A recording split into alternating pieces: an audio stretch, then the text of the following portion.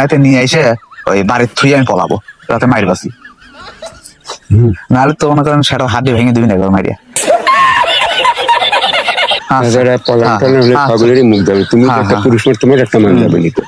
তাহলে আমি যে প্ল্যান করছিলাম, আমি মনে মনে প্ল্যান করছিলাম যে লিয়ে চলে যাবো, আর নাইতে নিয়ে এসে ওই বাড়ির থুই আমি পলাবো, রাতে মাইর বাসি। নাহলে তো মনে করেন সেটা হাড্ডি ভেঙে দিবি না একবার মারিয়া, বুঝছেন?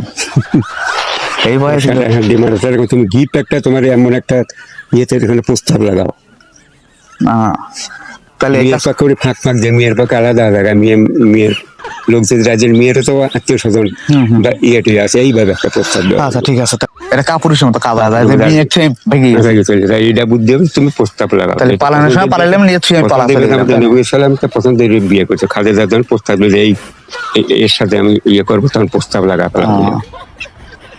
আচ্ছা ঠিক আছে।